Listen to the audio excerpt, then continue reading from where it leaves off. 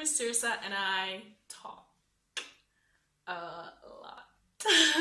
And today I'm going to be talking about a brief history of black hair.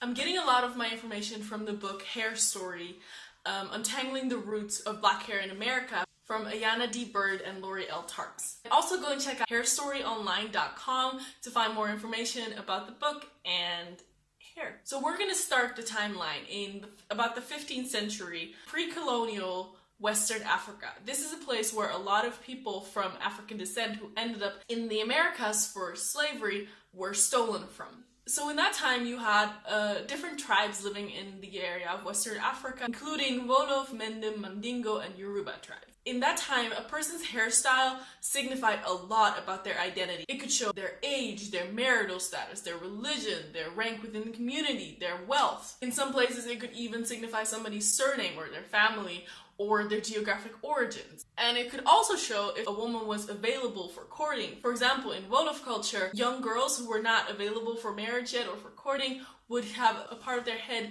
shaved off. And widows would also often not take care of their hair to show that they were mourning and that they were not available for marriage at the time. Leaders of a community, both men and women, would often have the most intricate and explicit hairstyles of a community to show off their status. Hair also had spiritual qualities. The idea being that the hair is the highest point of the body and the closest to the heavens, and through that it could be a very important portal into communicating with spirits and gods. So now if we go a little bit further into colonial times, a big differentiation was being made between white people and black people, and it was even seen as something biological. And because of that, it was often being described in animalistic or dehumanizing terms. Black hair would be medically and officially referred to as fur or wool. And those things didn't just go away because it was long ago. With all this racism that black people were facing, they were doing everything they could to assimilate into Western culture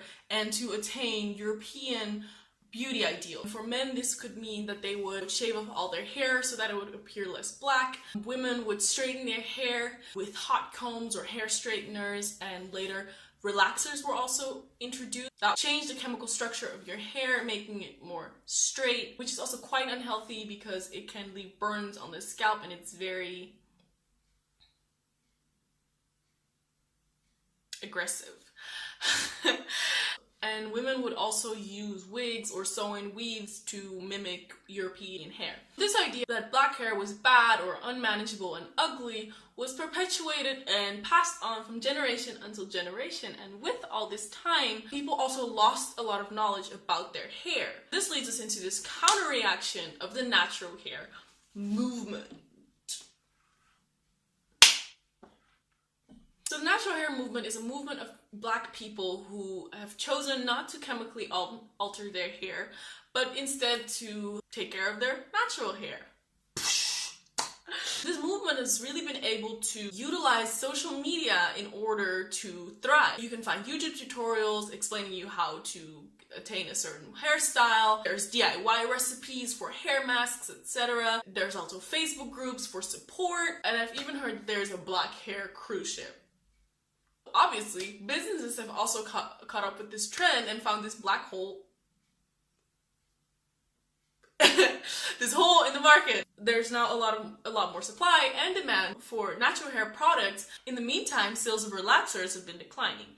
In 2013, market research from Mintel calculated that the sales of relaxers had been declining by 26% over the preceding 5 years. I know that this is quite a bunch of years ago, but I can't imagine that it hasn't been declining even more in recent years. In the Netherlands, there's now a natural hair academy because in regular programs, there was a real lack of information about how to take care of Afro-textured hair, and so that was made as a response to that. Also, what I find fascinating about the natural hair movement is that it has been able to achieve this community and bring together people who would have otherwise not found each other, because if you're the only person in your environment that wants to go natural, it's really hard to find these resources. As I said before, the knowledge had been lost, and it's been made possible because of social media. And social media is something that is often criticized for basically tearing down interpersonal connections. And sure, that's a criticism, that's fair enough, but I think it's so fascinating